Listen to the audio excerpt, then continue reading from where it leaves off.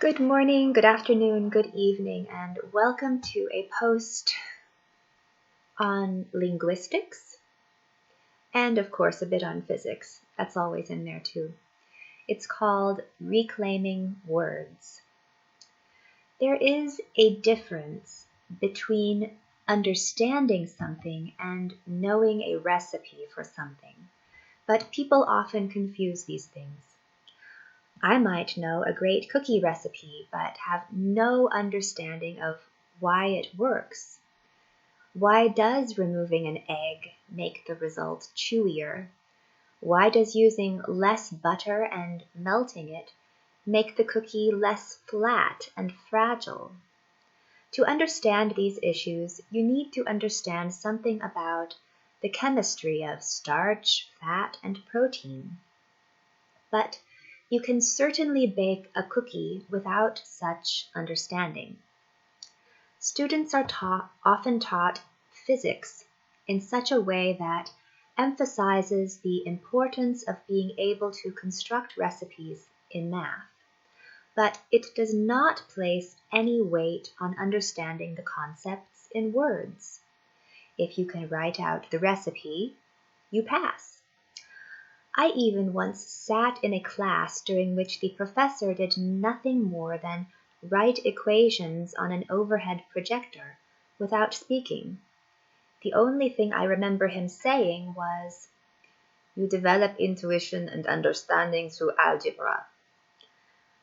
I think that the sort of intuition and understanding that one develops is about the necessity of avoiding words in order to be accepted by other physicists. The intuition is about the importance of learning to speak in the coded language of mathematics. When I write here on this blog about physics in words instead of equations, the criticism I get from real physicists is not about the accuracy of my use of words. It is about the use of words at a period. You use too many words means that I am not speaking in their secret code. I learned the secret code too. I did the problem sets also, but I saw it as a limitation rather than an expansion of my ability to understand things on a fundamental level. The code prevented me from describing the world as a whole and only allowed me to describe one-dimensional moments within that multidimensional whole. Things could go further in this direction, in which people stop using words and start using memes and pictures instead. And I don't even want to think about that. Instead, in this article, I will focus on how words can be lost when they are repurposed. For example, today, a contraceptive device is a medical item used to prevent pregnancy, and if you Google the word, you will only find search terms related to birth control. But if you break the word down into its components, you might get a clue as to its earlier uses. Contra means against, but septive means layering or recursion. In that sense, a contraceptive device used to mean something that prevents recursion. The word conception was likewise in use before an understanding of fertilization was developed. In the 1400s, it meant to begin the formation of something, conception. Recursion is a concept frequently used in programming today, but it may have been used long ago in physics and philosophy, as evidenced by the paradoxes used as heuristics or teaching aids in ancient Greek scholarship, as in these typical conversations between Socrates and his students that many people read as part of their education in the classics. When you practice physics or philosophy without the concept of recursion, you do so without a critical tool to understand how the world works. Without the concept of recursion, you cannot understand free will, or how consciousness works, or even how love works. George Orwell's 1984 illustrated the power of lost words through how a government's restrictive language prevents people from developing an awareness of how their world works. When we lack understanding, we are easier to control, and the world of 1984 is all about control.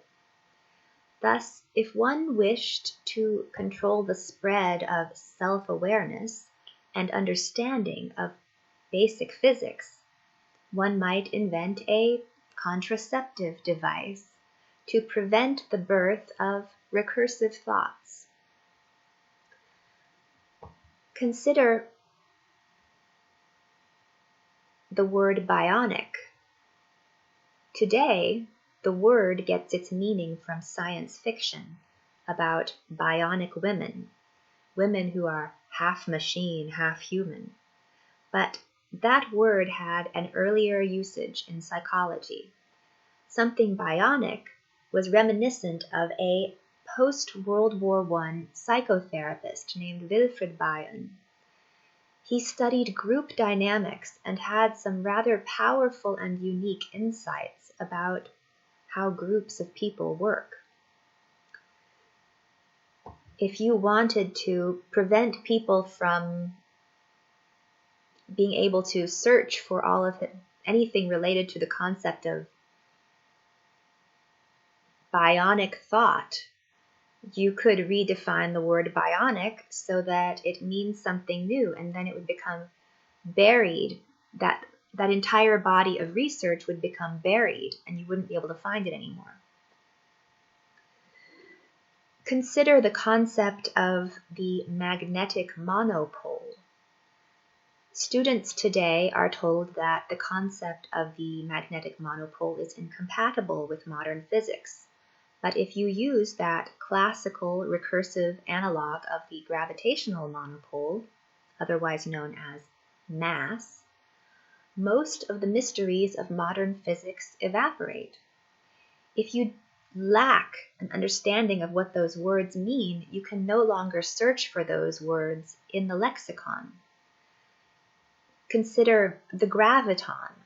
Today, it is defined as a discrete quantity of gravitational energy, but if it had another meaning which was stolen from it when modern physics was born, the word graviton, the original meaning, could be completely lost. Imagine if there was such a thing as a graviton moment, just like there is a magnetic moment. That would make explaining how gravity and magnetism are linked a lot easier. These sort of keywords are critical for being able to understand things. And if we reclaim old keywords, we might rediscover ideas that had been mistakenly forgotten during the chaos of the world wars. Consider another technique of stealing meaning for words is to bury the meaning under layers of complexity by defining the same concept in 20 different ways. Consider the word positron. What if the difference between electrons and positrons is really the same thing as the difference between electric monopoles and magnetic monopoles, the difference between matter and antimatter, the difference between two electrons going in opposite directions in space, the difference between two electrons going in opposite directions in time, the difference between a spin-up electron and a spin-down electron, the difference between a positive hole and a negative hole in a semiconductor, the difference between an up qubit and a down qubit, the difference between an electron with weak isospin and an electron without weak isospin, the difference between a positive energy particle and a negative energy particle in a Dirac sea, the difference between a clockwise swirl of charge and a counterclockwise swirl of charge. I could go on. Swirl of charge, swirl of mass, swirl of time, swirl of space, swirl of matter. Is there really a difference? If you reduce things down to basic geometry, there really shouldn't be. And yet, our system of instruction makes things unnecessarily complicated. Words also lose meaning when they are specific to a single discipline. Consider the word magic. If we stop using that word because it has become synonymous with magic, with nonsense, do we not lose a concept which unifies seemingly disparate pursuits? In physics, we call magic emergence. In advertising, we call magic impact. In media, we call magic art. In psychology, we call magic association. Without a unifying term, all of these, we are unable to see the ways in which these things are very much the same. There have been several books published recently on lost words, words that have been completely removed from the dictionary. And this issue is important in an age in which using the wrong words in a science forum on Reddit can lead to instant banning for not conforming to established science.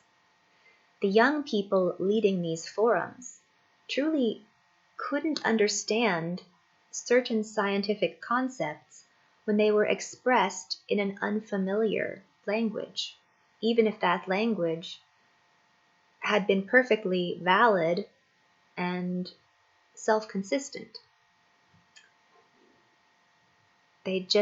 Some of the words used in that language had been stolen and their meaning had been subverted, I guess.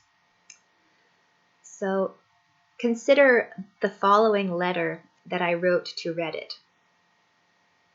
Dear Reddit, I am trying to contact the admin for the Ask Science discussions, physics memes, physics, ask physics, particle physics, cosmology, technology, and astronomy pages. After making on-topic posts or comments in each of these subject pages, not more than 2 comments per page over the course of a few weeks, so I wasn't spamming these things, I was banned from all of those pages by moderators who seem to view their purpose as defenders of some one true method of physics instruction. I got a physics PhD from Germany. I had a different instruction method, and I came here to share my perspective.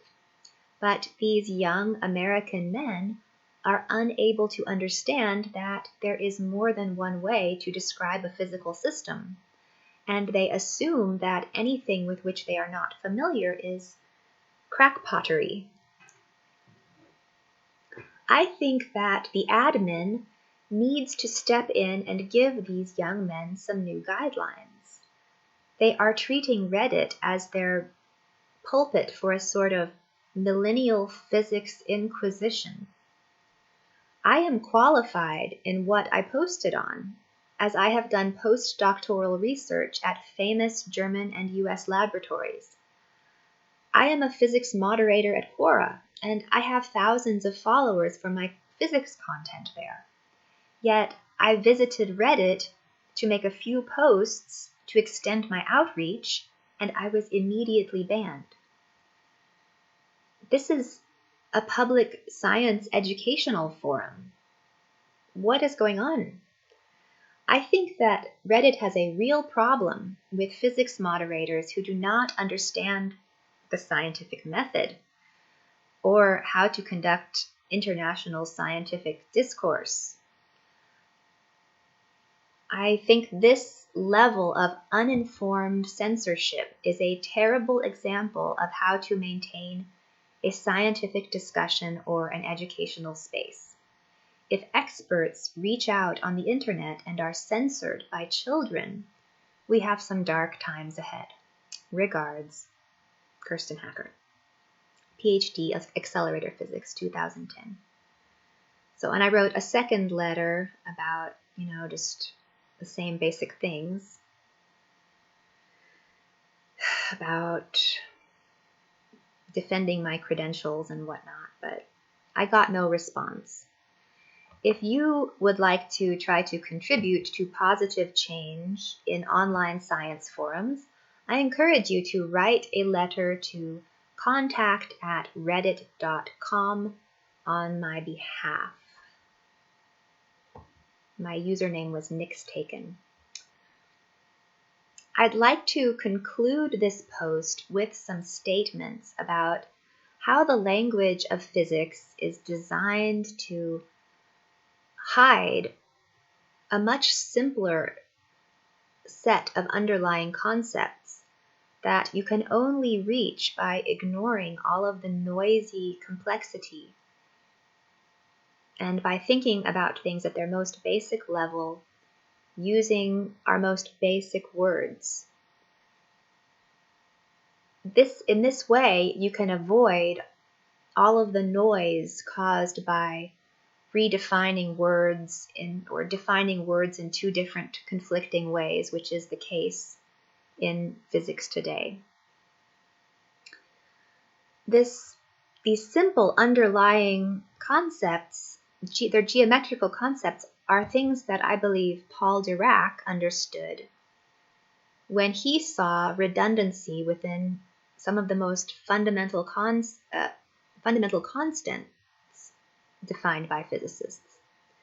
He wrote in an article in Scientific American long ago that the physics of the future cannot have three quantities, h bar, e, and c, all as fundamental quantities. Only two of them can be fundamental, and the third must be derived from those two. It is almost certain that c will be one of the two fundamental ones. The velocity of light is so important in a four-dimensional picture, and it plays such a fundamental role in relativity that it has to be fundamental. Then we are faced with the fact that the two quantities h bar and e, one will be fundamental and one will be derived. If h bar is fundamental, e will have to be explained in some way in terms of the square root of h bar. If it is fundamental, e will have to be, and it seems most unlikely that any fundamental theory can give e in terms of a square root, since square roots do not occur in basic equations.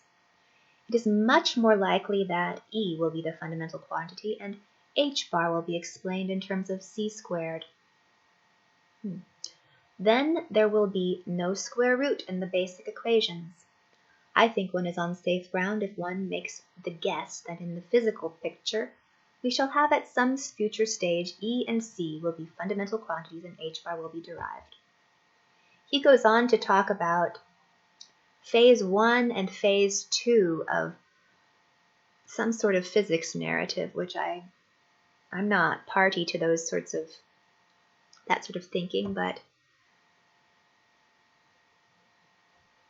it seems that there is someone has a vision of how physics should develop. I don't know. In terms of geometry, I can see that fundamental things in the universe are just circles that move in lines. In terms of philosophy, the fundamental things in the universe are somethings and nothings. And I would say that Some things are defined by motion that occurs in circles and lines, while nothings are defined by the difference between the positions of the centers of the circles that define the somethings. When you start with words that are so basic, it becomes much harder to redefine them and steal them from us. Getting back to Dirac, I see that the speed of light defines the maximum possible rate of motion in a line, and that the charge E defines the circumference of a circle produced by something that travels in a circle or at the speed of light. So there is a smallest possible circle and the maximum amount of energy or mass that can be concentrated in a given space. And this is something that, for some reason, physicists have a hard time defining, and they created this thing called the Millennial Prize for finding that maximum amount of energy or mass that can be concentrated in a given space. They call it the mass gap problem, and I encourage you to click on the link. I made a kind of comedic attempt to solve the mass gap problem in several different languages, basically making fun of the redundancy and overly complex way in which physics defines its problems. It's really quite ridiculous. On a fundamental level, it's pretty clear to see that circulation and vibration define a spherical space with a minimum area given by Planck's constant and a radius determined by a point's position and momentum changes. This is a way to describe the uncertainty principle, and it is why Planck's constant is the smallest distance change that can occur for a given momentum change, or likewise the smallest momentum change that can occur for a given position change. Similarly, it can be thought of as the area of a squishy, ephemeral bubble-like fundamental particle. Since the area of the circle is related to the circumference, that is why Planck's constant can be derived from the charge E. And as Dirac noted, you can also derive Planck's constant from the speed of light squared, because that's related to this circumference of this little minimum circle. To get a deeper understanding, it is useful to understand how surfaces and volumes relate to each other regarding rotation. It's a simple concept. You've got, if energy is transferred from a rotating volume into a surface, when it's trapped in the surface, it's going to have to rotate twice as much as it did when it was in the volume. This is a fundamental mathematical geometrical concept, and it tells us how energy is transferred between space and matter. One can also easily connect these concepts in a fundamental, simple way to special relativity by noticing that a bubble or a charge will turn into a pancake in its direction of travel, length contraction. And because the circumference of a squished bubble stays the same despite being squished, the circulation of fluid around that bubble, or the circulation of current around that charge, has to slow down, and this is time dilation. So by comparing fluid around a bubble to current around a charge, I want to show that if we reduced physics language to concrete things that we know from our daily life, like fluids and bubbles, instead of using equivalent terms like currents and charges, we would have a defense against the tendency that people seem to have to continually redefine words in their own private languages. we have to push people a little bit to use a common language. This is the necessity when the Tower of Babel has fallen down, as it did in World War II when the atomic bomb went off. We now have to push people back to using really fundamental terms. Fluid, bubble, squished, everybody gets that.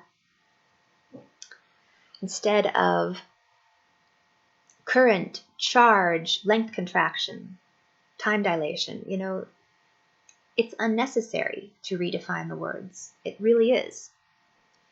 And this is one of the reasons that physicists have had a hard time unifying gravity and quantum mechanics. It's really quite simple to connect the uncertainty principle and quantum gravity, and I encourage you to look at the link to a short piece doing that. If you think about it, the speed of light, although fundamental, it depends on the material through which the wave travels, and a gravitational field is a sort of material. If you think in terms of Dirac's sea of negative energy particles, or equivalently, if you think in terms of magnetic monopoles, a term that has been stolen from us, that we must reclaim. I believe that the gravitational field would require the definition of another fundamental constant besides just the two I focused on, the speed of light, the maximum possible speed, and the charge, this smallest possible circle. And I think that this fundamental constant would describe a sort of friction coefficient related to the transfer of energy between matter, which are circles, and waves, which is linear motion.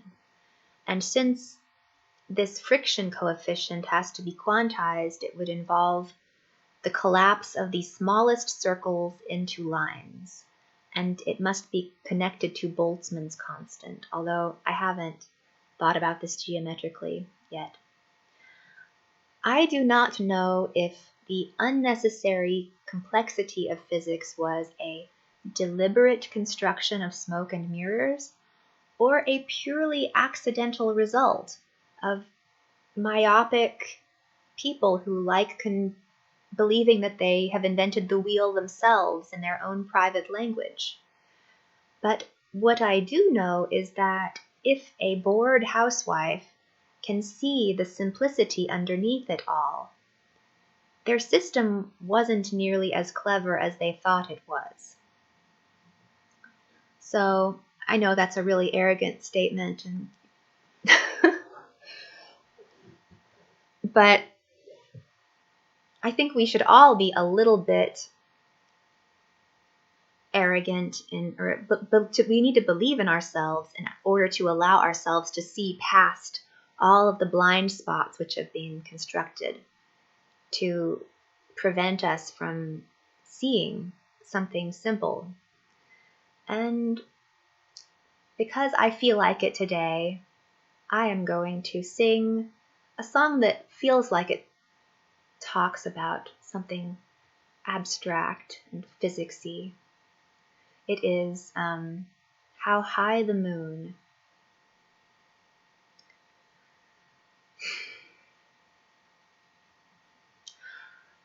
How high the moon, though the words may be wrong. How high the moon, though the words may be wrong. Though the words may be wrong to this song. We're asking how high, high, high, high, high is the moon. Doobie ooby, a doobie odlo daba doobie.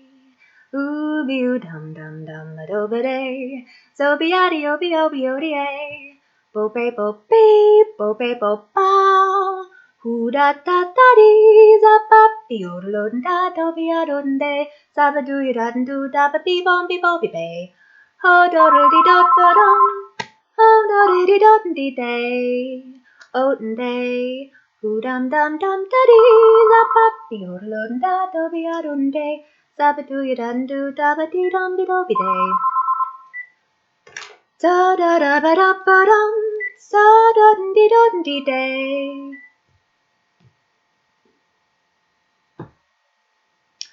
Sweet and lovely lady, be good. Lady, be good to me, 'cause I'm so awfully misunderstood.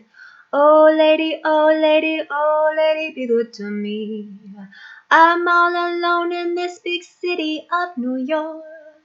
Won't somebody please have pity, pity, pity, pity on me, just a lonesome babe. Babe in the woods. Oh lady, oh lady, oh lady, be good to me. Hoo dee dee la londo do do londo do do londo day. Oloda dee oloda dee oloda dee oloda dee. Babble dee dee dee do doy. Zabble dee baby bo boy. Beedle dee bo bee.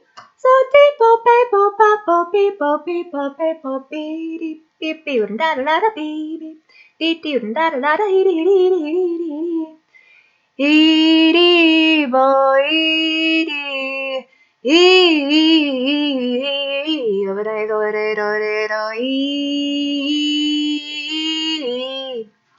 even though the little he, yeah, he, bubble, apple, apple, he, little,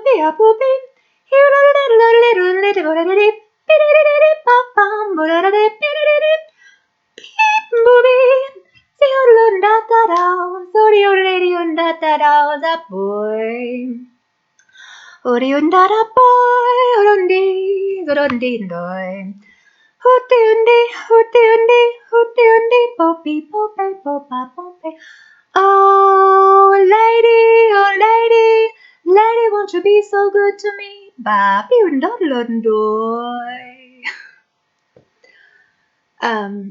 and that's all I really have to say about that. So thank you for watching. Please tune in for my next video.